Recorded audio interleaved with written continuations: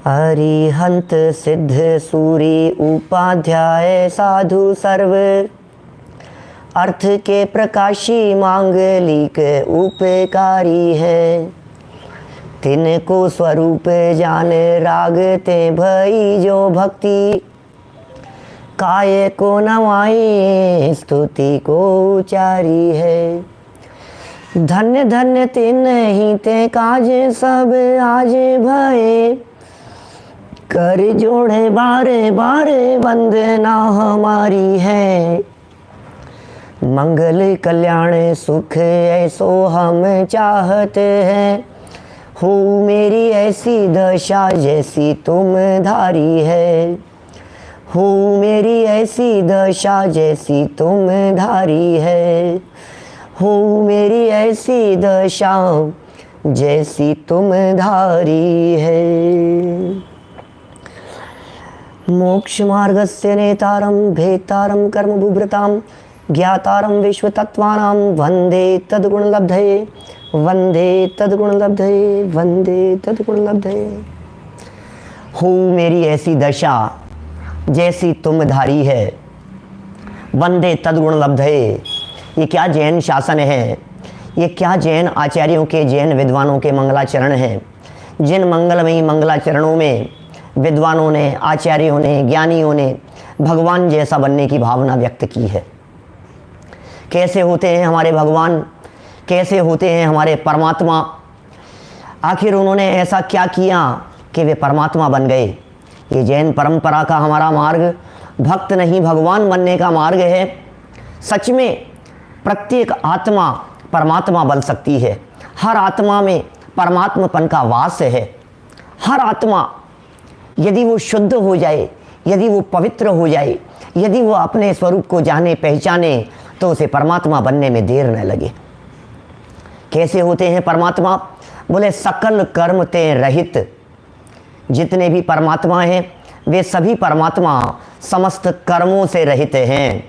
लेकिन हम कर्म ही नहीं जानेंगे तो कर्मों से रहित भगवान को भी नहीं जान पाएंगे, और कर्म नहीं जानेंगे तो कर्म से रहित होने की विधि भी नहीं समझ पाएंगे, और जब कर्म से रहित होने की विधि ही हमें पता नहीं होगी तो फिर कर्म रहित भगवान बनने की बात कैसे संभव हो सकती है।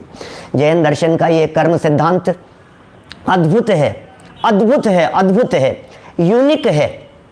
लेकिन एक बार हमारे समझ में तो आए कि आखिर ये क्या है कर्म सिद्धांत, क्या है जैन दर्शन की कर्म व्यवस्था।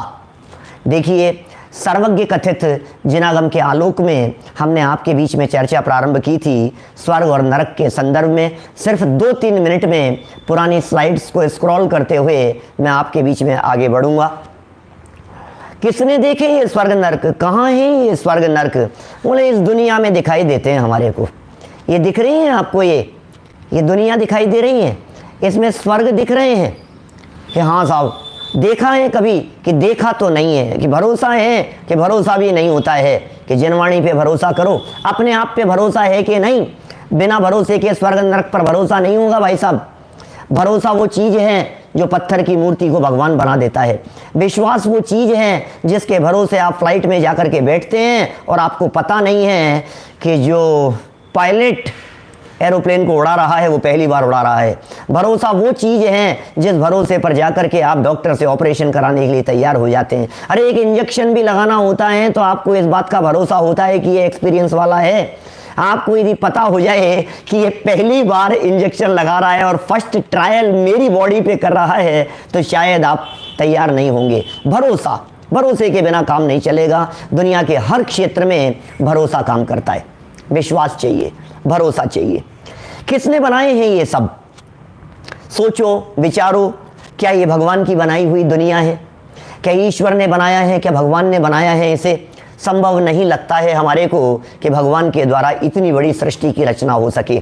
और यदि भगवान ने बनाया हो तो फिर बहुत सारे प्रश्न हमारे दिलो दिमाग में खड़े होते हैं।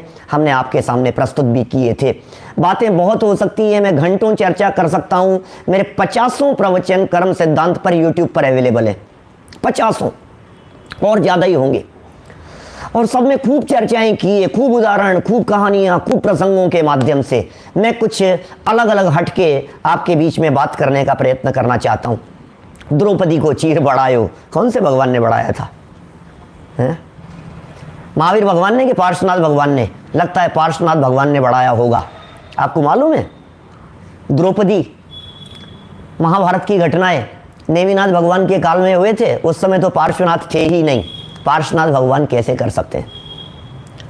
कुछ नहीं, हम सिर्फ चलाए जा रहे हैं बिना सोचे समझे, बिना विचार किए हुए। इसके करने से हो गया, उसके करने से हो गया। ये सारी जितनी उथल पुथल होती हुई दिखाई दे रही है, हम क्या थे और क्या हो गए, क्या करना चाहते थे और क्या कर बैठे, बिजनेस में क्या सोचते थे और क्या हो गया, ये जो दुनिया भर की बातें हैं, यदि आप विचार करेंगे तो किसी निर्णय पर पहुंच पाएंगे। कौन करता है ये सारी बातें? हम करते हैं या कोई ईश्वर? जिम्मेवार कौन है? भगवान को दोष देवें या किसी और को? और फिर हमने बहुत सारे प्रश्न आपके सामने रख दिए थे। कल इन प्रश्नों की चर्चा हम आपके बीच में कर चुके हैं। देखिए, कोर्स है ये लंबा चौड़ा, एक बात को समझ लेना, ये ऑपरेशन चल रहा है, इलाज चालू हो गया है, 10 दिन का ट्रीटमेंट है। 10 दिन में से आज तीसरा दिन है। यदि बीच में इसे छोड़ दिया जाएगा इलाज को, तो शायद दवाई असर नहीं करेगी। कोर्स तो पूरा ही लिया जाता है। एलोपैथिक दवाइयाँ होती है ना, एलोपैथिक हो चाहे आयुर्वेदिक हो चाहे कोई भी हो, दवाइयों का एक निश्चित कोर्स होता है, एंटीबायोटिक का एक निश्चित कोर्स होता है, और बीच में यदि छोड़ दी जाएगी तो बीमारी दोबारा उठ जाएगी।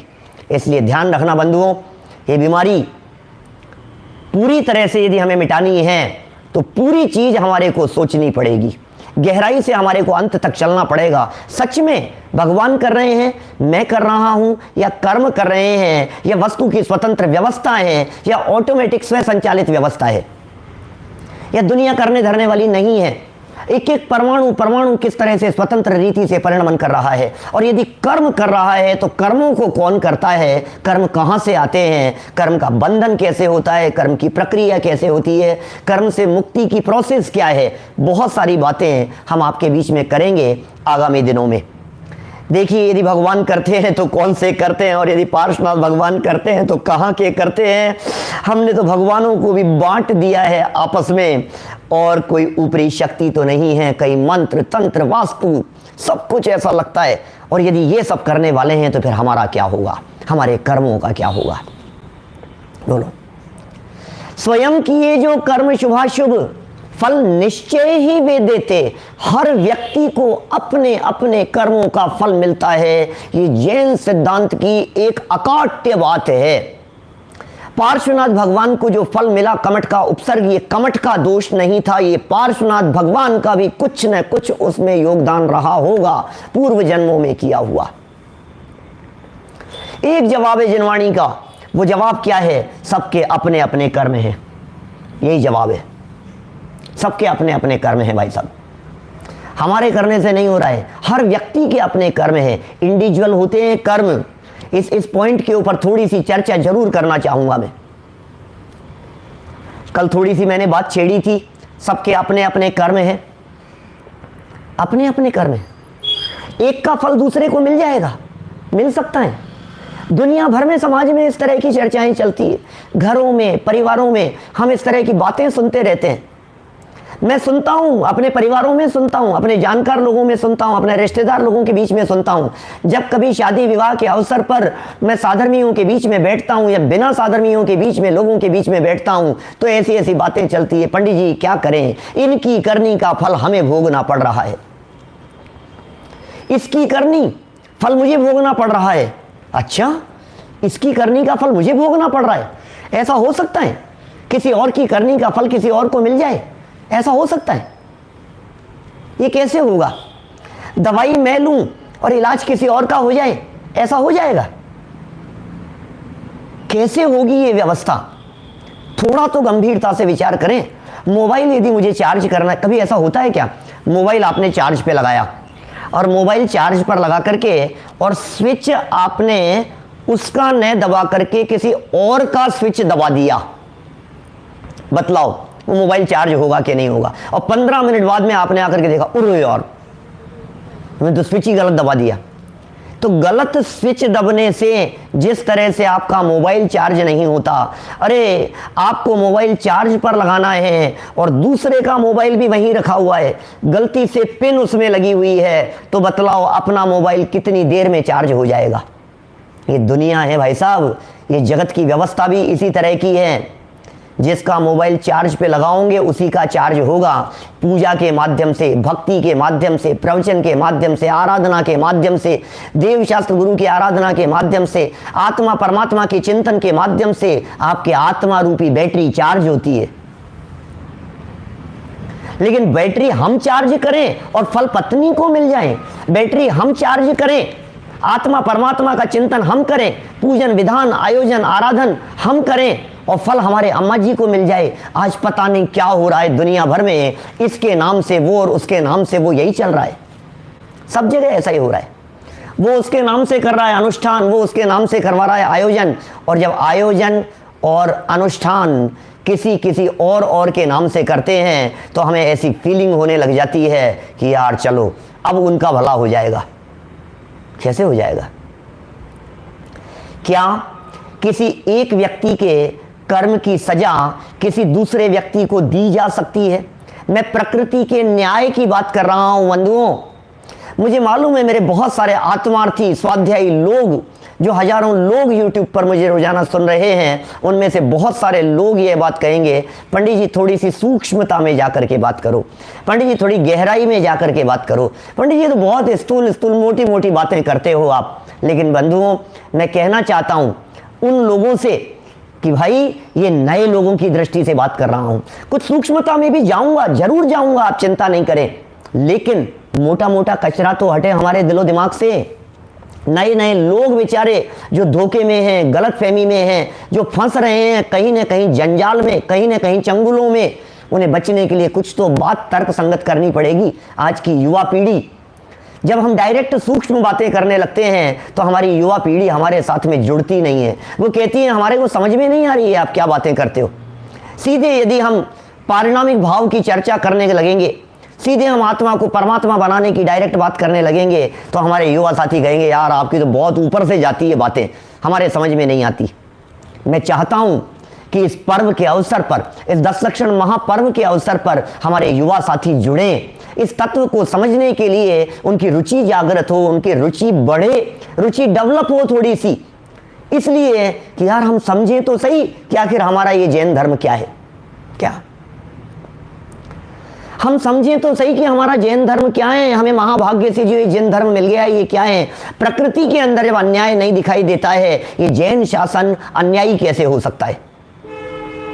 एक बच्चे ने अपराध किया, एक बच्चे के माध्यम से 18-20 साल का 22 साल का लड़का था और किसी की हत्या कर दी उसने। कोर्ट में केस चला, मजिस्ट्रेट ने सजा सुनाई, उम्र कैद की उसे सजा दे दी गई। पिताजी मजिस्ट्रेट के पैरों में पड़ गए, बाबूजी माफ कर दो बच्चे को, माफ कर दो बच्चे को, बेचारा छोटा है, जिंदगी बर्बाद हो जाएगी इसकी जगह मुझे सजा दे दो। आपको तो सजा से मतलब है ना, मैं तैयार हूं सजा भुगतने के लिए, मुझे उम्र कैद की सजा दे दो, बच्चे को छोड़ दो। मैं आपसे पूछता हूं, बतलाइए क्या मजिस्ट्रेट, क्या आपकी हिंदुस्तान की कानून व्यवस्था, क्या दुनिया में किसी भी जगह की कानून व्यवस्था उस बच्चे को छोड़कर उसके पिता को सजा दे सकती है? हो सकता है ऐसा, और कर लेना चाहिए ऐसा? बच्चे की जिंदगी बर्बाद हो जाएगी ना, बोलो? नहीं होगा। अपराध जिसने किया है सजा उसी को मिलेगी, उसके पिताजी को फल नहीं मिल सकता है। यदि उसके पिताजी को फल मिल जाएगा तो बच्चे ने जो अपराध किया था उस अपराध का फल न मिलने से उसे शिक्षा कैसे मिलेगी? ये जो सजा का प्रावधान है ना, ये सजा का प्रावधान शिक्षा के लिए है भाई साहब। शिक्षा मिलती है इससे आगे अपराध न करने की प्रेरणा मिलती है, प्रेरणा मिल रही है इससे। आपको प्रेरणा यदि चाहिए तो आपको फल भुगतना पड़ेगा, ये प्रकृति का न्याय है। 3 तरह के कर्मों की बात कल हमने आपके बीच में कही थी। 3 तरह के होते हैं कर्म, नाम भी याद कराए थे। एक का नाम द्रव्य कर्म, एक का नाम नौ कर्म और एक का नाम भाव कर्म। 3 तरह के कर्म हैं। थोड़ी चर्चा करूंगा आज, खुल करके इन कर्मों के संदर्भ में, इन 3 कर्मों के संदर्भ में चर्चा करूंगा मैं। द्रव्य कर्म दिखते नहीं है, द्रव्य कर्म दिखते नहीं है, 9 कर्म दिखते हैं और भाव कर्म महसूस किए जाते हैं। क्या है ये द्रव्य कर्म? वो भी आपको दिखा दिए थे शायद हमने कल। पुद्गल जैसे होते हैं, धूल जैसे होते हैं, मिट्टी जैसे कण होते हैं, आत्मा के साथ में आकर के चिपक जाते हैं। आत्मा के साथ में आकर के चिपक जाने वाले धूल जैसे कण चिपकते क्यों हैं और करते क्या है कि आत्मा के स्वभाव को प्रकट नहीं होने देते हैं। ये कर्म आवरण डालते हैं। ये कर्म असली स्वभाव को प्रकट नहीं होने देते हैं। आत्मा के निमित्त की अपेक्षा से कथन किया जा रहा है। 2 वस्तुएं स्वतंत्र है, उस स्वतंत्रता की चर्चा भी कभी करूंगा, अवसर मिलेगा तो। ये द्रव्य कर्म पहले प्रकार का कर्म है, द्रव्य कर्म। इन द्रव्य कर्मों को हम देख नहीं पा रहे हैं, ये इनविजिबल है, नहीं दिखाई देने वाले हैं। लेकिन दूसरे कर्म हमने बतलाए थे आपको, भाव कर्म, ये महसूस हो रहे हैं हमारे को। जीव के मोह राग द्वेष आदि परिणाम हैं। गुस्सा, मान, माया, लोभ, हंसना, रोना, सभी तरह के शुभ और अशुभ भावों को हमने भाव कर्म कह दिया था। और 9 कर्म माने हैं इनका फल। कर्म के फल का नाम है 9 कर्म। 3 हो गए, द्रव्य कर्म, भाव कर्म और 9 कर्म। देखें जरा इनके स्वरूप के संदर्भ में, ये क्या है द्रव्य कर्म, ये क्या है भाव कर्म और क्या है 9 कर्म।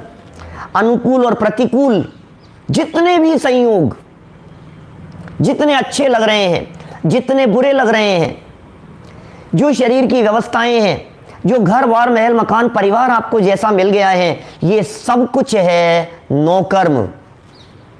देखिए इन तीनों कर्मों की बात, द्रव्य कर्म, भाव कर्म और 9 कर्म की।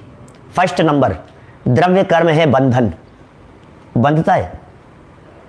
द्रव्य कर्म बंधता है, बंध रहा है, हर समय बंध रहा है। एक ऐसा कर्म है जो कर्म प्रति समय चिपक रहा है, बंध रहा है आत्मा के साथ में। प्रश्न है मेरा, क्या आपको ऐसी फीलिंग हो रही है कि हम बंधन में हैं? बोलो, क्या आपको ऐसी फीलिंग हो रही है कि हम बंध रहे हैं, हमें कोई बांध रहा है इस समय? रस्सी का बंधन तो बंधन नजर आता है, सांकलों का बंधन तो बंधन नजर आता है। किसी व्यक्ति ने दरवाजे में, ताले में सांकलों के पीछे बंद कर दिया हो, सलाखों के पीछे बंद कर दिया हो, तो हमें समझ में आता है कि बंधन है। लेकिन ये कर्म का बंधन हमें बंधन जैसा नहीं दिखता है, लेकिन ये बंधन है। इस बंधन को मानना पड़ेगा। यदि आप इस बंधन को नहीं मानेंगे, यदि इस द्रव्य कर्म रूपी बंधन को नहीं मानेंगे, तो व्यवस्था गड़बड़ा जाएगी। फिर वो बहुत सारे प्रश्न मेरे चित्त में खड़े होंगे। दूसरे प्रकार का कहा हमने कि भाई भाव कर्म ये बंधन का कारण है। आखिर बंध क्यों रहा है, ये जीव क्यों बंध रहा है, कौन बांध रहा है? कि द्रव्य कर्म बांध रहे हैं। बांध क्यों रहे हैं यार मुझे, ये मुझे क्यों बांध रहे हैं? इन द्रव्य कर्मों ने मुझे क्यों बांधा? मैंने ऐसा क्या किया था? बोले तुमने भाव किए थे कि मैंने कोई गलती नहीं की, मैंने कोई अपराध नहीं किया। बहुत सारे लोग कभी कभी ऐसा कहते हैं भाई साहब, लोग बोलते हैं हमारी क्या गलती है यार, हमने तो कोई गलती नहीं की, हमने कोई अपराध ही नहीं किया, मुझे किस बात की सजा मिल रही है? पंडित जी मैं क्या बताऊं आपको, मैं सच कहता हूं, मैंने कोई गलती नहीं की, मेरी कोई गलती नहीं है। भैया भावों में जो गलती कर रहे हैं उसे क्यों नहीं देखते हो? हर समय परिणाम जो चल रहे हैं, भाव जो चल रहे हैं, उसे क्यों नहीं देखते हो? भाव कर्म द्रव्य कर्म के बंधन का कारण है। शब्द याद करना, सिद्धांत समझाना चाह रहा हूं, सिर्फ कहानियों में टाइम पास कर दूं ऐसा नहीं चाहता।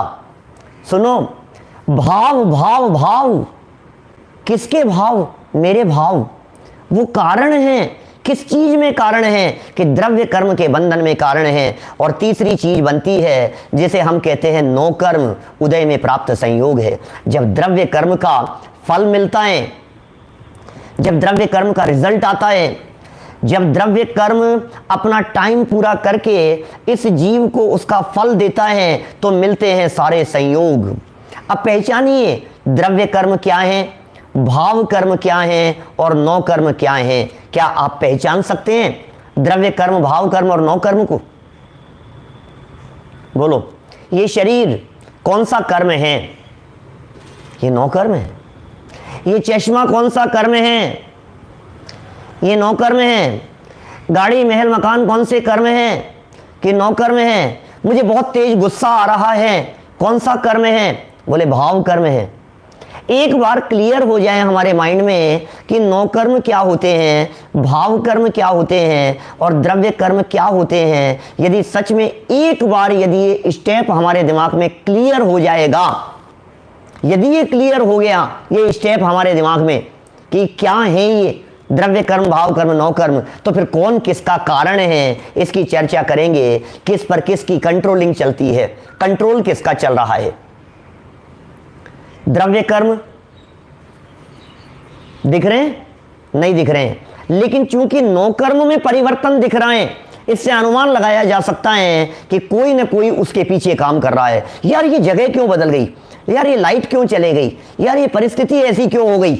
सोचो तो पता लगता है हमारे को कि कोई ना कोई उसके पीछे पावर काम कर रही है। उस पावर का नाम हमने कहा वास्तु नहीं है, उस पावर का नाम मंत्र नहीं है, उस पावर का नाम देवी देवता नहीं है, उस पावर का नाम अपने अपने कर्म है।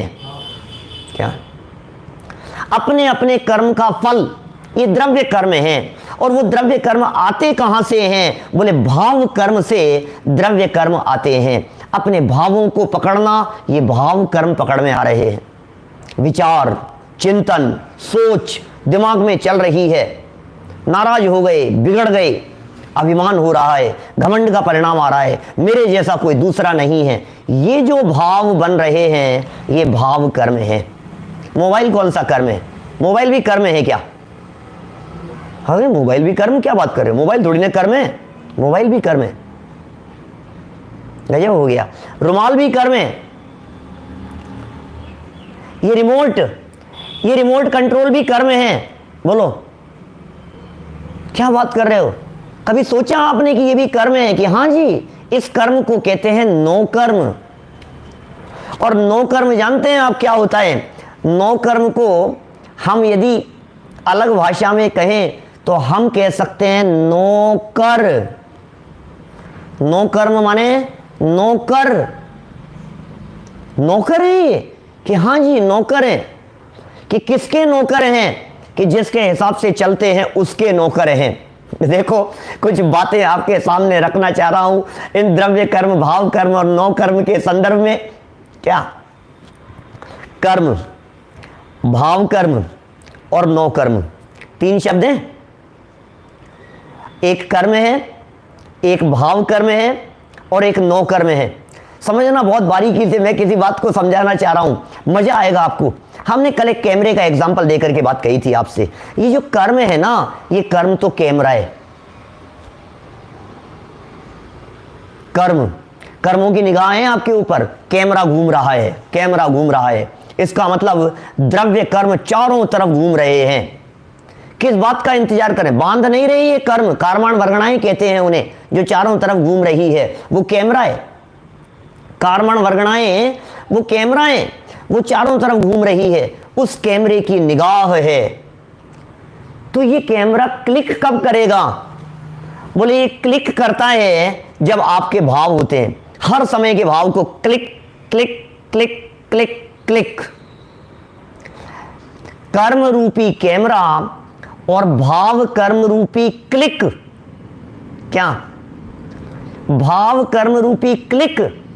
और कैमरे से जब पिक्चर क्लिक की गई तो बोले जो प्रिंट आउट और फोटो निकल करके सामने आया, इसका नाम है 9 कर्म।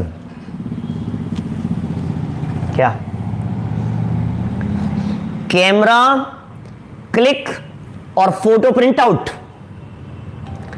अब हमें यह कहना है, जो फोटो प्रिंट आउट है उसे देख करके ये जीव राग द्वेष करता है, जो फोटो प्रिंट आउट है उसे देख करके ये गुस्सा करता है। फोटो सामने आती है और नाराज होता है, ये चेहरे पर निशान कैसे लग गया, ये मेरी आंख बंद क्यों आ गई, ऐसा क्यों हो गया, दिखता नहीं है, ये शर्ट फटा हुआ क्यों आ गया, ये शर्ट के ऊपर गंदगी लग रही है, ये फोटो में ऐसा कैसे आया है। भैया फोटो में वही आएगा जैसा क्लिक किया होगा। क्या? बोलो। जैसा क्लिक करेंगे वैसी फोटो आएगी। ये फोटो में फेरबदल करना चाहता है और क्लिक की तरफ ध्यान नहीं देता है। भैया हमारे भाव कर्म का क्लिक जिस समय जैसा होगा वैसी पिक्चर बन करके सामने आएगी, प्रिंट आउट निकल करके। जितने नौकर्म दिखाई दे रहे हैं ये सारे के सारे नौकर्म प्रिंट आउट है। और ये प्रिंट आउट कब निकले? क्योंकि हमने किया था क्लिक, हमने किए थे भाव, हमने किया किसी का बुरा करने का परिणाम, हमने किया किसी का भला करने का परिणाम, हमने किया पूजन करने का परिणाम, हमने किया भक्ति करने का विचार। ये सब क्लिक हो रहा है हर समय। परिवर्तन कहां करना है भाई साहब? जो फोटो प्रिंट आउट निकल करके आता है वो होता है अनचेंजेबल। वो अनचेंजेबल है, उसमें चेंज नहीं कर सकते हो आप, क्योंकि फोटो में चेंज फोटो से नहीं होता। फोटो में जो चेंज होता है वो दोबारा खींचो, दोबारा क्लिक करो, रीस्टार्ट करो। देखो जो भाव कर्म है ना ये एक्शन है, भाव कर्म एक्शन है, और जो द्रव्य कर्म है वो उसका रिएक्शन है। भाव कर्म रूपी जब एक्शन होते हैं, जैसे ही एक्शन हुआ, एवरी मोमेंट चल रहा है, सोते उठते बैठते खाते पीते नहाते धोते हर समय नॉन स्टॉप क्लिकिंग चल रही है, क्लिकिंग चल रही है। आपको मालूम है दुनिया में इस तरह के कैमरे बन गए हैं जो पर सेकंड 1 अरब से ज्यादा फोटो क्लिक कर सकते हैं पर सेकंड। ऐसे कैमरे हैं दुनिया में। और यदि उन सारे का प्रिंट आउट देखेंगे तो आपको कहीं ना कहीं सूक्ष्म डिफरेंट नजर आएगा। 1 सेकंड के अंदर करोड़ अरबों फोटोएं खींच लेते हैं पर सेकंड। बोलो, अब प्रश्न हमारा यह है कि ये जो क्लिक प्रति समय हो रहा है अब हमें ध्यान ही नहीं है। भैया भावों को संभालो, परिणामों को संभालो, इस क्लिक से सारी व्यवस्थाएं बिगड़ रही है। जैसे ही भाव हुए वैसे ही उसकी एक डुप्लीकेट, एक्शन का रिएक्शन होता है ना, जैसे उसकी एक डुप्लीकेट कॉपी तैयार हो रही है। और वो जो डुप्लीकेट कॉपी तैयार होती है उसे कहते हैं द्रव्य कर्म, उसे कहते हैं कार्बन शरीर, उसे कहते हैं कार्बन कॉपी। कार्बन कॉपी क्या होता है? जब हम किसी चीज को डुप्लीकेट बनाते हैं, आजकल तो चलती नहीं है कार्बन कॉपी के जमाने, लेकिन आज भी शायद सरकारी कार्यालयों में ये चलता होगा, गवर्नमेंट ऑफिसेज वगैरह में ये सब चलते होंगे। सब बीच में कार्बन लगा लिया, ये करा लिया। रोड पर अपने जो पुलिस वाले चालान बनाते हैं वो नीचे कार्बन लगाते हैं। डुप्लीकेट कॉपी तैयार होती है। क्या डुप्लीकेट कॉपी तैयार हो रही है? ऐसे ही जो भाव हुए हैं हमारे, उनसे ये द्रव्य कर्म की कार्बन कॉपी तैयार हो रही है, डुप्लीकेट कॉपी तैयार हो रही है। बैकअप फाइल, कंप्यूटर की भाषा में कहूं तो ऑटो बैकअप चल रहा है, हर समय ऑटो बैकअप चल रहा है। आप जो भी कर रहे हैं उन सब का बैकअप तैयार हो रहा है। हर चीज लिखी जा रही है, हर चीज कर्म के माध्यम से रिकॉर्ड हो रही है, कैमरे में दर्ज हो रही है, हर चीज दर्ज हो रही है अंदर कर्म के माध्यम से। ये कर्म सिद्धांत है भाई साहब। अनंत कर्म है, अनंत कर्म, कर्म परमाणु अनंत हैं। मोटा उनका विभाजन 8 कर्मों के अंदर किया गया है, और उन 8 कर्मों को भी हम पहले शुरू कर रहे हैं यहां 3 कर्मों के माध्यम से। आप फाइल सेव करो या मत करो, ऑटो सेविंग मोड पर हैं। क्लिक हुआ और पिक्चर सेव, क्लिक हुआ और पिक्चर सेव। आजकल कैमरों में भी इसी तरह का होता है, आपके मोबाइल कैमरों में इसी तरह का होता है। आपने वीडियो रिकॉर्डिंग की, आप उसको सेव करना भूल गए तो भी सेव हो जाएगी, ऑटो सेव मोड पर चले जाती है, बंद होती है ऑटो सेव हो जाती है। हम यहां कह रहे हैं भाई साहब, ये कर्म रूपी कैमरा, भाव कर्म रूपी क्लिक और नौ कर्म रूपी पिक्चर, इनमें से कौन सी चीज हमारे हाथ में है? बोलो। नौ कर्म परिस्थिति है और भाव कर्म मनस्थिति है। कंट्रोल में परिस्थिति नहीं है, कंट्रोल में मनस्थिति है। परिस्थिति को कंट्रोल करना चाहता है, मनस्थिति तुम्हारे कंट्रोल में है, परिस्थिति कंट्रोल में नहीं होगी। क्लिक करने के बाद में जो प्रिंट आउट निकलेगा वो आपके कंट्रोल में नहीं होगा। आपके कंट्रोल में आपके भाव हैं, वो आपके कंट्रोल में है। इसलिए परिस्थिति मत बदलो, मन स्थिति बदलने का प्रयास करो। सारा झमेला इस वजह से हो रहा है कि हमारी सारी की सारी प्रयत्न, सारा का सारा पुरुषार्थ, सारी की सारी मेहनत इन संयोगों में चल रही है। इसको हटा दो, इसको ले आओ, इसको ऐसा कर दो, उसको ऐसा कर दो, उसने बिगाड़ दिया, उसने सुधार दिया, उसकी वजह से ऐसा हो गया, ये ऐसा हो जाता तो ऐसा हो जाता। सारे दुनिया भर में उठापटक चल रही है, सिर्फ इसी बेस पर उठापटक चल रही है हमारी। इसको सुधार दूंगा मैं, इसको सुधार दूंगा मैं। अरे भाई, उसको सुधारने से वो नहीं सुधरता। आप जानते हैं, हम लोग तो शायद, मैं जिस युवा पीढ़ी से भी बात कर रहा हूं और जो पुराने लोग सुन रहे हैं, वो तो कॉमिक्स के जमाने वाले लोग रहे हैं। अशोक जी भाई साहब, हमने तो अपने बचपन में कॉमिक्स पढ़ी है। दुकानें हुआ करती थी, किराए पर लेकर के आते थे, कॉमिक्स किराए पर लेकर के आते थे, 10-10, 5-5 पैसे में, 25 पैसे में, एक दिन के लिए, 24 घंटे के लिए स्टोरी पढ़ते थे। राजाओं की कहानियां होती थी, जादुई कहानियां होती थी, तिलिस्मी कहानियां हुआ करती थी। एक जादूगर हुआ करता था, वो ऐसा करता था, वो ऐसा करता था, उसे मारने की कोशिश करते थे। जादूगर को मारने की कोशिश कर रहे हैं, वो मरता नहीं था। क्यों? क्योंकि उसकी जान किसी दूसरी जगह पर, किसी पैरट में, किसी पोपट में, किसी तोते में बसी हुई होती थी, किसी जगह पर। वहां जाकर के उसको मारो तो वो मरेगा। अब ये यहां कुछ भी करे, कुछ हो नहीं रहा है। अब कुछ भी करे, कुछ हो नहीं रहा है, और ये दुखी हुए जा रहा है। ये मरता ही नहीं है, ये मरता ही नहीं है। हा हा हा हा हा हंसता हुआ दिखाई दे रहा है कि भैया सुन तो सही, ये उसके कंट्रोल में चलता है। हम लोग जो कर रहे हैं, ये सारा का सारा काम यहां कर रहे हैं। चेहरे पर मले जा रहा है, घिसे जा रहा है, बुरा करने के लिए लगाए जा रहा है, ऊपर से पॉलिशिंग किए जा रहा है, रगड़े जा रहा है, शैम्पू लगा रहा है, ये लगा रहा है, वो लगा रहा है, और सही नहीं हो रहा है, सही नहीं हो रहा है। भैया सुन, ये जो होता है ना, ये होता है द्रव्य कर्म के फल में। ये जितने भी चेंजेज होते हैं, ये सारे चेंजेज द्रव्य कर्म के फल में होते हैं।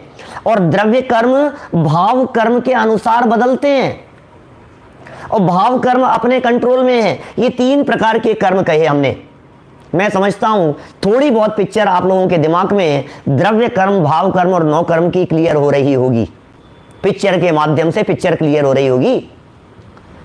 द्रव्य कर्म, भाव कर्म और नौ कर्म, बराबर। ये नौ कर्म है, ये नौ कर्म बीच वाला द्रव्य कर्म के फल में हो रहा है नौ कर्म। ये भाव कर्म है, भाव कर्म से द्रव्य कर्म बन रहा है। द्रव्य कर्म के फल में ये नौ कर्म मिलते हैं, बराबर। ये नौ कर्म में परिवर्तन करना चाह रहा है।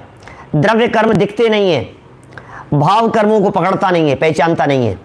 भाव कर्म को पकड़ता नहीं है, द्रव्य कर्म परिवर्तन, भाव कर्म परिवर्तन करना चाहता है, वो इसके कंट्रोल में है, और ये जबरदस्ती सुखी दुखी होता रहता है। बोलो, गहराई से इन सब बातों को एक बार समझना पड़ेगा हमारे को। मेरा नेक्स्ट क्वेश्चन है कि ये नौ कर्म किसके हैं? नौ कर्म किसके हैं भाई साहब? मैंने अभी आपको कहा था, नौ कर्म शब्द का प्रयोग थोड़ा तत्सम में करें, थोड़ा सा शब्द बिगाड़ करके करें, थोड़ी सी तुतलाती हुई भाषा में करें। 1.5-2 साल के बच्चे से उससे पूछे, बोलो नौ कर्म, तो बोले नौतर, नौतर, नौकर, नौकर निकलेगा उसके मुंह से। नौकर, नौकर, जस्ट लाइक नौकर, जस्ट लाइक सर्वेंट। कौन किसका सर्वेंट है? कौन किसका सर्वेंट है? जो जिसके निर्देशन में चल रहा है वो उसका सर्वेंट है। जो जिसकी आज्ञा में चल रहा है वो उसका सर्वेंट है। क्या ये नौ कर्म मेरे हैं? मैं आपसे पूछता हूं, आपके नौ कर्म मान लेते हैं हम, लेकिन एक बात बतलाइए, क्या ये नौ कर्म आपके हिसाब से चल रहे हैं? क्या ये परिस्थितियां आपके हिसाब से चल रही है? क्या आप चलाने वाले हैं? आपकी कहां कहां चलती है? जिसकी जहां चलती है वो उसका, और जिसकी जहां नहीं चलती है वो उसका नहीं है। मैंने थोड़े दिनों पहले अभी मोक्ष मार्ग प्रकाशक पर प्रवचन करते समय बीच में एक भेद विज्ञान कैसे करें, जैन शासन का एक विशिष्ट शब्द है भेद विज्ञान। इससे सिद्ध हुआ जाता है, इससे परमात्मा बनते हैं। और भेद विज्ञान की प्रक्रिया यहां से शुरू होती है कि नौ कर्म किसके हैं, उससे भेद विज्ञान करिए। नौ कर्म पर कंट्रोल मेरा चल रहा है या नहीं, इसे चेक करने की कोशिश कीजिए। सारी दुनिया में चलाना चाहते हैं और चलती तो धेले भर भी नहीं है कहीं भी। चलाने की कोशिश तो बहुत चल रही है, लेकिन चलती ही नहीं है ना। कहां कहां चलाएंगे? सुनो, 6 खंड में जिसकी चलती थी ऐसा भरत चक्रवर्ती। धन्यवाद जितेंद्र जी। भाई साहब, मोक्ष मार्ग प्रकाशक का 108 नंबर का प्रवचन है, वेद विज्ञान वाला, प्ले लिस्ट में वहां से देख सकते हैं, नंबर भी बता दिया उन्होंने। चलिए, बात क्या कह रहा हूं मैं? बात यह कह रहा हूं कि भरत चक्रवर्ती 6 खंड में चलती थी, 6 खंड का राजा था, उसको तो जानते होंगे। भरत चक्रवर्ती को कौन नहीं जानता? हमारे हिस्ट्री का, हमारे इतिहास का, जैन परंपरा का एक फेमस कैरेक्टर है भरत चक्रवर्ती, वेल नॉन पर्सनालिटी है। ऋषभ देव भगवान के पुत्र भरत चक्रवर्ती की बात कर रहा हूं। 6 खंड की अभी मैं चर्चा नहीं कर रहा, क्योंकि दुनिया की चर्चा नहीं की है। जैन भूगोल की चर्चा करता हूं कभी तो बतलाता हूं कि ये 6 खंड क्या होते हैं। उसका स्वामी सारे दुनिया में उसकी चल रही है, लेकिन उसका बेटा भरत उसकी आज्ञा में नहीं चला। मारीची, सॉरी, भरत का बेटा मारीची उसकी आज्ञा में नहीं चला, उसके निर्देशन में नहीं चला। क्या बात कर रहे हो? ऋषभ देव भगवान के समूह शरण से निकल करके बाहर आ गया, विरोध करने के लिए तैयार हो गया। नहीं चल रहा है, नहीं चले तो नहीं चले। परिवार पर नहीं चल रही है, बच्चों के ऊपर नहीं चल रही है। 2 साल के बच्चे को समझाना चाहता है लेकिन समझता नहीं है। 2 साल का बच्चा पलट करके जवाब दे देता है, आपके हिसाब से नहीं चलता है। आप कहां कहां चलाएंगे? बोलो। 2 साल का बच्चा आपके कहे अनुसार नहीं चल रहा है, आपकी पत्नी आपके कहे अनुसार नहीं चल रही है। आप कह रहे हैं ये नौकर्म मेरे हैं क्या? ये प्रश्न है मेरा, क्या ये मेरे हैं? ये मेरे नहीं है क्या? ये नौकर्म मेरे नहीं है क्या? बिल्कुल नहीं है आपके, क्योंकि आप चला नहीं रहे हैं। शरीर पर चल रही है आपकी, जो आप संयोगों पर चलाने की सोच रहे हैं, पृथक संयोगों पर चलाने की सोच रहे हैं। अरे सुनो, हम तो शरीर पर नहीं, हम तो परिवार पर नहीं, हम तो पड़ोस पर नहीं, हम तो समाज पर भी चलाने की सोचते हैं। और भावना तो ऐसी बातें हैं कि देश पर भी चले, दुनिया पर चले, लोगों पर चले, सब मेरे अनुसार चले, है ना ऐसी भावना। एक वाक्य कहता हूं, थोड़ा ध्यान से सुनना। हमारी भावना यह है कि सब हमारे अनुसार चले। मैं पूछता हूं, आप किसके अनुसार चलेंगे ये तो बताओ। सब हमारे अनुसार चले ये तो समझ में आ रही है, लेकिन हम किसके अनुसार चलेंगे ये तो बतलाओ। मैं सब पर चलाना चाहता हूं, लेकिन खुद तो भगवान के अनुसार भी नहीं चलना चाहता हूं। ये क्या हो गया है मेरी बुद्धि को? भगवान की तो मानो, सब तुम्हारी माने सो तो ठीक है, लेकिन तुम कम से कम किसी और की मानो या मत मानो, लेकिन भगवान की तो मानो, ईश्वर की तो मानो, जिनवाणी की तो मानो, जिनवाणी माँ की तो मानो। भैया, ये जिनवाणी माँ क्या कह रही है, इस बात को तो स्वीकार करो। स्वीकार करना पड़ेगा आपको। ये नौकर्म, ये द्रव्य कर्म के अनुसार चल रहे हैं, ये आपको स्वीकार करना पड़ेगा। ये हमारे हिसाब से नहीं चल रहे हैं, और सबको अपने अपने कर्मों का फल मिलता है, ये आपको स्वीकार करना पड़ेगा। आपका मोबाइल आपके कर्म के अनुसार है। हाँ सुनो, सामूहिक नहीं होता हमारे यहाँ जैन परंपरा में, कुछ भी सामूहिक नहीं होता है, एक के करने से दूसरा नहीं होता है। समाज में तो कभी कभी ऐसी भी चर्चाएं चलती है, सुरेश जी भाई साहब, ऐसी चर्चाएं चलती है, शिखर जी जा रहे हो यार, हमारी तरफ से भी ढोक लगाया ना, हमारी तरफ से भी ढोक लगाया ना, भगवान को हमारा भी सलाम ठोके आना। भगवान, उन्होंने भी एक सलाम भेजा है, उन्होंने भी भेजा है आपके लिए, स्वीकार कर लेना, उसकी भी अर्जी लगा लेना, एप्लीकेशन लगा लेना। वाह भाई वाह, समझ में नहीं आती है बात, क्या क्या सोचते हैं, क्या क्या चलाते हैं। जिनवाणी क्या है, सोचने समझने विचार करने की कोशिश ही नहीं करते हैं। जिस समय ये आपके हिसाब से चलते हुए दिखाई दे रहे हैं, उस समय भी आपके हिसाब से नहीं चल रहे हैं, यह मैं कहना चाहता हूं। एग्जाम्पल से समझाऊंगा, बात समझाऊंगा, चिंता नहीं करें आप। एक एक बात को थोड़ा सा गहराई में जाकर के समझाऊंगा। जब ये दुनिया मेरे हिसाब से चलती हुई दिखाई दे रही है, जब पुण्य का उदय होता है ना भाई साहब, तो दुनिया चलती हुई दिखाई देती है। देखो, मैंने चाहा तो हाथ उठा लिया, मैंने चाहा तो गिरा दिया, मैं चाहूंगा जो समझाऊंगा, मैं चाहूंगा जो बताऊंगा, मैं चाहूं तो मोबाइल खरीद लाऊं, मैं चाहूं तो गाड़ी खरीद लूं, मैं चाहूं तो अरे भाई साहब करोड़ों रुपयों का बंगला खरीद सकता हूं मैं जैसा चाहूंगा। क्या बोलो वैसा कर लूंगा मैं, और कर भी लेता है। किसी नौकर को हटा दिया, किसी को रख लिया, किसी में फेरबदल कर दी, और ये कहता है मैं कर तो रहा हूं ना, हो रहा है ना मेरे हिसाब से, मैं चलाता हूं ना, चला तो रहा हूं मैं, सब कुछ मैं ही चला रहा हूं। इसे ऐसी फीलिंग आने लग जाती है कि मैं ही कर रहा हूं। लेकिन हम कहना चाह रहे हैं, जब आपके अनुसार कार्य होते हुए दिखाई देते हैं, क्या जब आपके अनुसार कार्य होते हुए दिखाई दे रहे हैं, तब भी आपके अनुसार नहीं हो रहे हैं, क्योंकि कंट्रोलिंग किसी और के पास में है।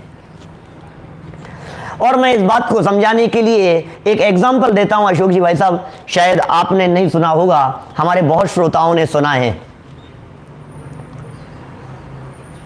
हम आए आपके यहां इंदौर,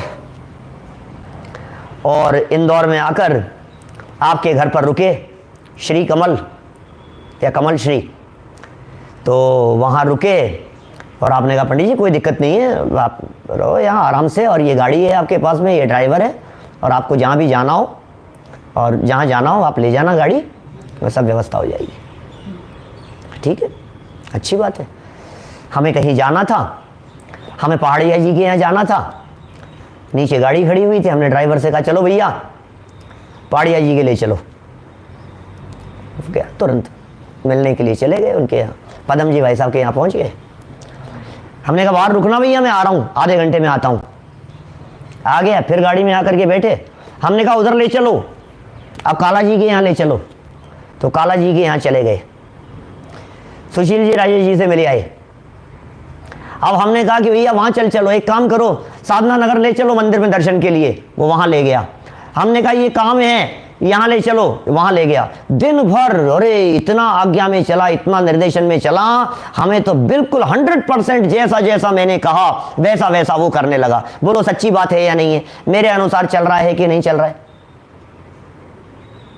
अब सुनो, रात हो गई, दूसरा दिन सुबह हुआ, और सुबह होते ही हम बाहर निकले, जैसे ही गाड़ी बाहर खड़ी हुई थी, हमने ड्राइवर से कहा ड्राइवर साहब चलो दर्शन कराने के लिए ले चलना है। मना कर दिया वैसा, पलट के मना कर दिया कि नहीं नहीं अभी तो साहब ने दूसरा काम बतलाया, मुझे दूसरी जगह जाना है। हम वहां खड़े रह गए चुपचाप, और इतनी देर में बढ़िया जी आ गए। क्या हुआ पंडित जी, क्या हुआ? कुछ नहीं, मंदिर जाना था। ड्राइवर इनको लेकर के जाओ, मंदिर लेकर के जाओ। फिर हमारे हिसाब से चलने लगा। मैं आपसे पूछ रहा हूं, जब वो पहले दिन मेरे हिसाब से चल रहा था, तब मेरे हिसाब से चल रहा था कि उनके हिसाब से चल रहा था? सही सही बताना, बोलो। जब वो मेरे हिसाब से चलता हुआ दिखाई दे रहा था, तब भी मेरे हिसाब से नहीं चल रहा था, तब भी उसको जो आदेश देने वाले कोई और थे, उनके मालिक थे, उनके अनुसार ही चल रहा था। यही फैक्ट है, हमें स्वीकार करना पड़ेगा। चल रहा है, हमने कहा रुक जा, हमने कहा चल, हमने कहा सब कुछ होता हुआ दिखाई दे रहा है, लेकिन कोई और है पीछे से जो उसको निर्देश दे रहा है, कोई और है पीछे से जो उनको आदेश दे रहा है, और जिसके अनुसार वो काम कर रहे हैं। और वो जो आदेश दे रहे हैं उनका नाम है कर्म, उनका नाम है द्रव्य कर्म। ये कर्म नौकर्म के हैं, ये जो कर्म के नौकर्म हैं भाई साहब, ये कर्म के नौकर्म हैं, हमारे नहीं है, क्योंकि नौकर उसके हैं, क्योंकि निर्देशन में उसके चल रहे हैं। और कर्ता हम इति मन्यते, कर्ता हम इति मन्यते, अहंकार विमूढ़ आत्मा कर्ता हम इति मन्यते। गीता का एक श्लोक आता है इसी तरह की बात को सिद्ध करने के लिए। प्रकृते क्रियमाणानि गुणः कर्माणि सर्वशः अहंकार विमूढ़ आत्मा कर्ता हम इति मन्यते। गीता कह रही है, सारे धर्म दर्शन कह रहे हैं, दुनिया का हर धर्म दर्शन ये कह रहा है तेरे हाथ में नहीं है। सुनो, दुनिया के धर्म दर्शनों में तो कंट्रोलिंग भगवान के पास में, तेरे हाथ में तो नहीं है ना। आखिर मैं करता हूं या मैं करता नहीं हूं, मैं करता नहीं हूं, इस बात के लिए तो पूरी दुनिया के धर्म दर्शन एक मत है या नहीं है। चाहे वे ईश्वर कर्तृत्ववादी दर्शन हो, चाहे ईश्वर को अकर्ता कहने वाला जैन दर्शन हो। बोलो, मैं करता नहीं हूं, इसके इस मुद्दे के ऊपर तो एक मत है ना हम लोग सब। वो कह रहे हैं हरी इच्छा से हो, राम की मर्जी के बिना कुछ नहीं होता, गॉड की इच्छा के अनुसार होता है, अल्लाह ताला की मर्जी के बिना काम नहीं होता। जैसे खुदा की मंजूर खुदा होगा, ऐसा कहते हैं। बोलो, तो मुस्लिम संप्रदाय में खुदा करने वाला है, ईसाइयों के यहाँ गॉड करने वाला है, हिंदुओं के यहाँ ईश्वर भगवान करने वाला है। लेकिन ये तो सिद्ध हो गया है कि तू करने वाला नहीं है, ये तो सिद्ध हो गया है कि हम करने वाले नहीं हैं। अब जैन परंपरा में ये कहते हैं कि ये कंट्रोलिंग ईश्वर के पास में नहीं है, ये कंट्रोलिंग अपने पास में है, और उस कंट्रोलिंग सिस्टम को कहते हैं भाव कर्म। वो कंट्रोलिंग सिस्टम है, भाव कर्म कंट्रोलिंग सिस्टम है, और इसके कंट्रोल से होते हैं द्रव्य कर्म। अंदर में कर्म बदल जाते हैं भाई साहब भावों से। करूंगा एक दिन आगे चल करके चर्चा, इन भावों से क्या क्या परिवर्तन होते हैं, कैसे कैसे परिवर्तन होते हैं, उसकी बात करूंगा आपके बीच में। बड़ा मजा आएगा आपको जब मैं पूरी कंट्रोलिंग सिस्टम को बतलाऊंगा। मैं पहले कह चुका हूं, बीच में छोड़ा तो गड़बड़ा जाएगी स्थिति। जब तक लास्ट तक आप अकर्तावाद और इस सिद्धांत की गहराई तक सूक्ष्मता तक नहीं जाएंगे, तब तक वस्तु स्थिति क्लियर नहीं होगी, उलझ करके रह जाएंगे। कहीं ऐसा न हो कि आप कर्मों के भरोसे बैठे रह जाएं, कहीं ऐसा न हो कि कर्म ही सब कुछ करने वाले हैं, कहीं ऐसा न हो कि आप भगवान को हाथ जोड़ने के साथ साथ कर्मों को हाथ जोड़ने लग जाओ, कर्मों को माई बाप समझने लग जाओ। ऐसा तो नहीं है कि साहब कर्म है भाई साहब, भगवान तो कुछ नहीं, कर्म करेगा भाई साहब, कर्म करे, अरे भाई साहब हे कर्म हे कर्म हे कर्म। नहीं नहीं, ये कर्म के नौकर में है। लगता तो ऐसा है कि मैं कर रहा हूं। पंडित प्रवर टोडरमल जी साहब, टोडरमल जी बना दिया था भाई साहब आपने सबको श्रवण बेलगोला में विद्वत सम्मेलन के अवसर पर।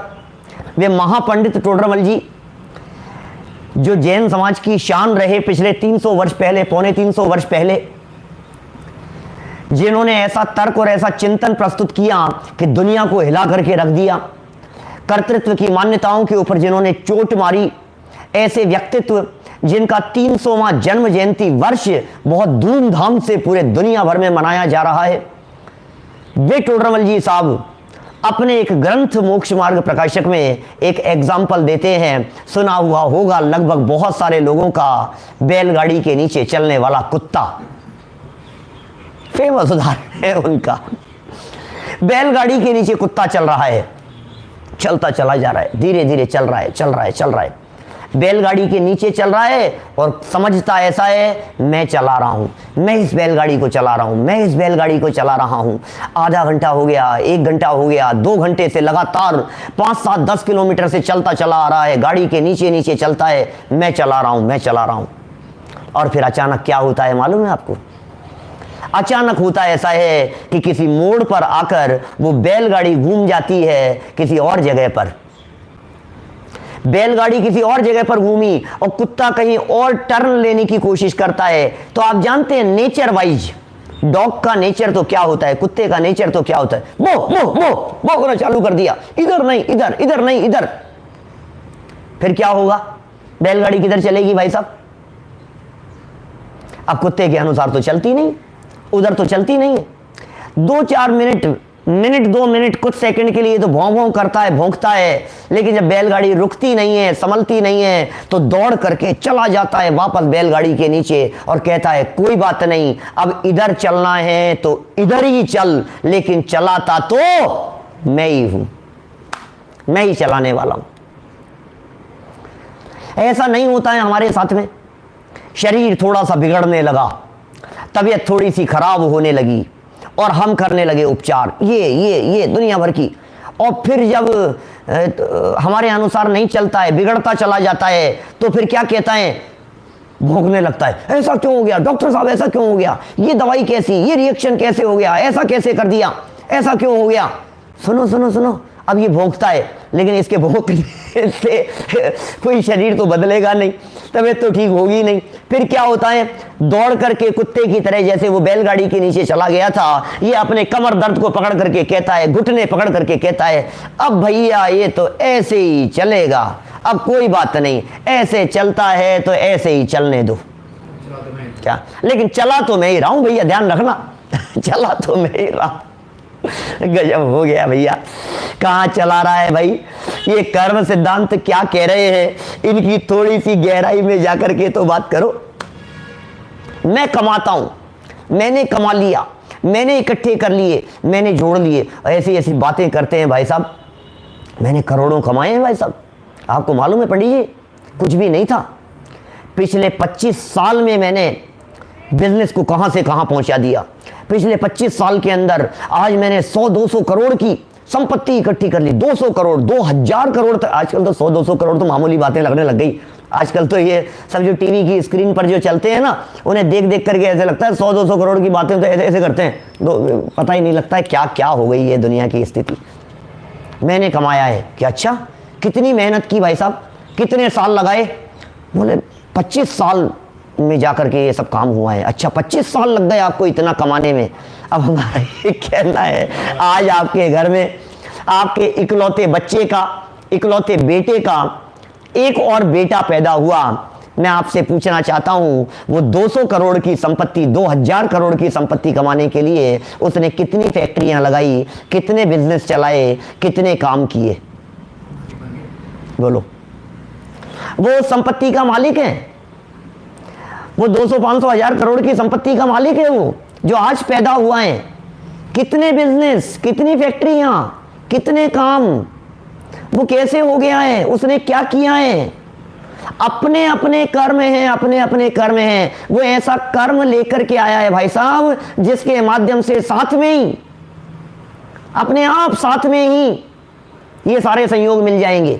जन्म होते ही सोने की चम्मच से उसे पानी पिलाया जा रहा है, अपने कर्म लेकर के आया है। जन्मते हुए बालक ने ऐसा क्या किया है कि उसकी हड्डियां टूटी हुई निकली है? जन्मते हुए बच्चे ने ऐसा क्या किया है कि उसका पैर टेढ़ा निकला है? जन्मते हुए बच्चे ने ऐसा क्या किया है कि वो अंधा पैदा हुआ है? जन्मते हुए बच्चे ने ऐसा क्या किया कि वो फुटपाथ पर पैदा हुआ? जन्मते हुए बच्चे ने ऐसा क्या किया कि जन्म होते ही उसकी मां मर गई? जन्मते बच्चे ने ऐसा क्या किया कि जन्मते ही अनाथ हो गया? और सुनो, परिस्थितियां भी बदल जाती हैं।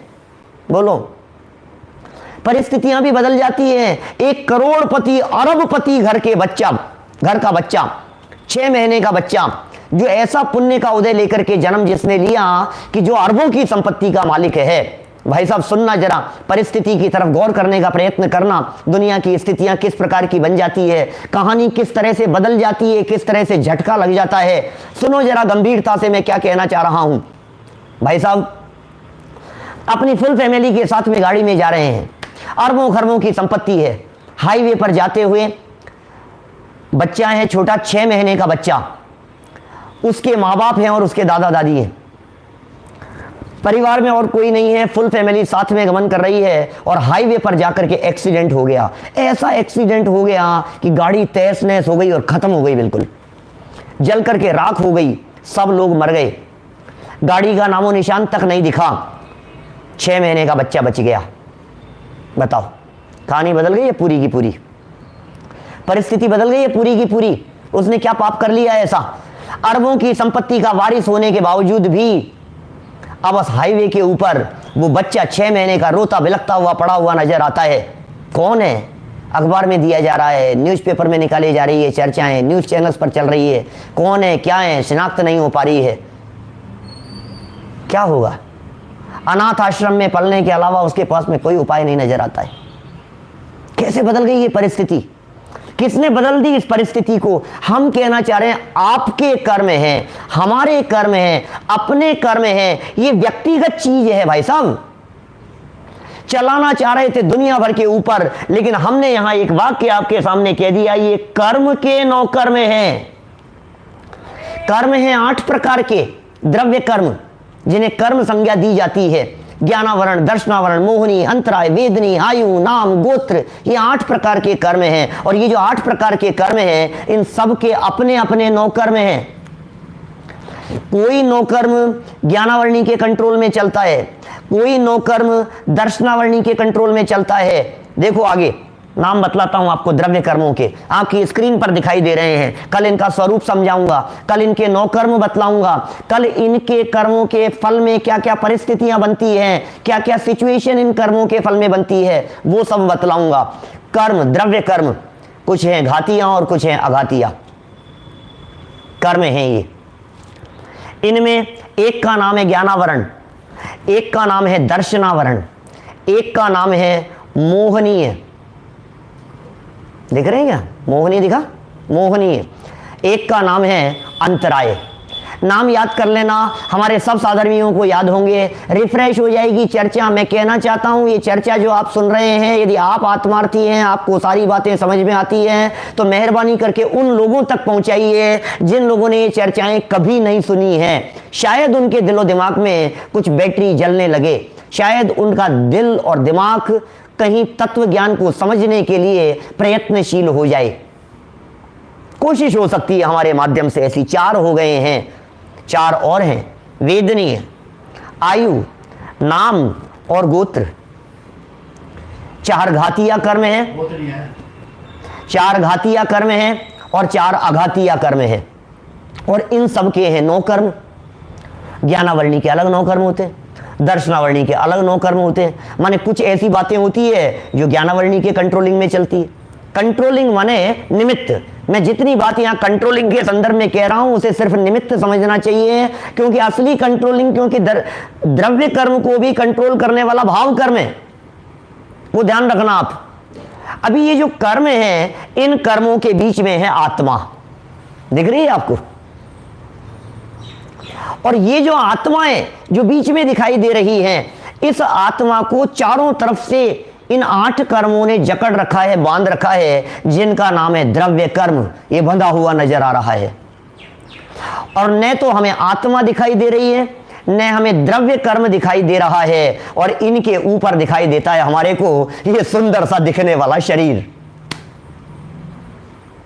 ये चेहरा दिखाई दे रहा है, ऊपर से सुंदर दिखाई दे रहा है, अंदर से द्रव्य कर्म है, और उसके अंदर द्रव्य कर्मों के भीतर भी एक शुद्ध आत्म तत्व है। हमें इस शरीर से कुछ अंदर चलना है, द्रव्य कर्म तक, और द्रव्य कर्म से कुछ अंदर चलेंगे भाव कर्म तक। शरीर है 9 कर्म, ये ज्ञानावरणी आदि है द्रव्य कर्म, और जो हमारे राग द्वेष है वो है भाव कर्म। ये सूक्ष्म होते चले जा रहे हैं, अंदर जाते चले जा रहे हैं।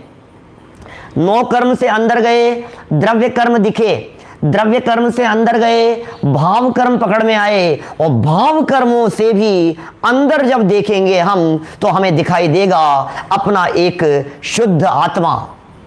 ऐसा आत्मा दिखाई देगा आपको, जो आत्मा यहाँ आपकी स्क्रीन पर परम पवित्र शुद्ध दिखाई दे रहा है। ऐसा आत्मा, निर्मल आत्मा, शुभ्र आत्मा। कलर नहीं है, कलरफुल नहीं है, सफेद नहीं है, रेड नहीं है वो आत्मा, येलो नहीं है, वो तेज पुंज नहीं है, वो शुद्ध आत्मा, वो मैं हूं। मुझे वहां तक पहुंचना है, मुझे अपने आप तक पहुंचना है। मैं कौन हूं, मेरा क्या स्वरूप है, मैं ये सब काम कैसे कर रहा हूं, ये सब काम कैसे होते हुए दिखाई दे रहे हैं। बंधुओं, इन सब बातों की गहराई में जाएंगे। जब गहराई में जाएंगे तो कुछ तथ्य हासिल होगा। जब कुछ तथ्य हासिल होगा तो अंदर में आनंद का संचार होगा। ब्लेमिंग बंद हो जाएगी, दूसरों के ऊपर आक्षेप करना बंद हो जाएगा, दूसरों को भला बुरा कहना बंद हो जाएगा। अपनी कंट्रोलिंग अपने पास में है तो शांति है, और कंट्रोलिंग यदि किसी दूसरे के पास में चले गई तो आपको अशांत होने से कोई नहीं रोक सकता है। हम सभी यदि शांत होना चाहते हैं तो अपनी कंट्रोलिंग अपने ही पास में रखें। हम सभी भाव कर्म रूपी क्लिक की कंट्रोलिंग अपने पास में रखते हुए इस द्रव्य कर्म रूपी कैमरे को क्लिक करें, और यदि सही समय पर सही पिक्चर सही भावों के रूप में क्लिक होगी तो ये निश्चित मान करके चलिए कि जो प्रिंट आउट निकल करके सामने आएगा वो प्रिंट आउट सारा आपका नजरिया बदल देगा। आपके चेहरे पर आनंद की रेखाएं दौड़ने लगेगी। हम सभी इन बातों को समझकर सच्चे सुख की प्राप्ति करें। जिनवाणी के मर्म को समझकर हम सभी एक दिन इन जिनवाणी मां के निर्देशन में चलते हुए अपने आत्म तत्व का अवलंबन लेते हुए स्वयं परमात्मा बन जाएं। इसी मंगल भावना से मैं बात को यहीं विराम देता हूं।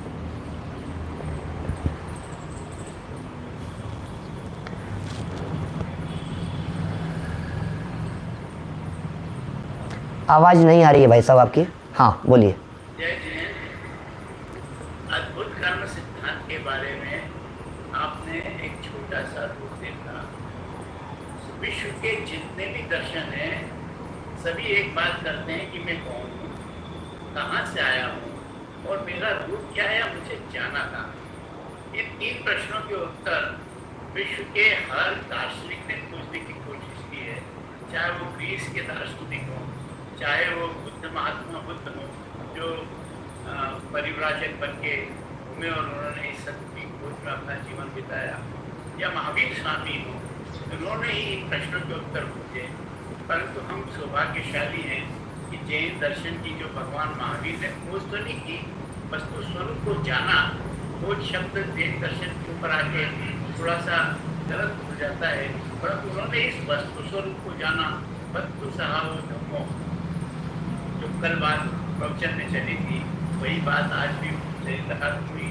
तो इनके इर्द गिर्द ही हम सारा जैन दर्शन को सुनेंगे। अद्भुत कर्म सिद्धांत के ये प्रवचन अगले 8 दिनों तक कृपया देखें कि इसकी धारा नहीं टूटे।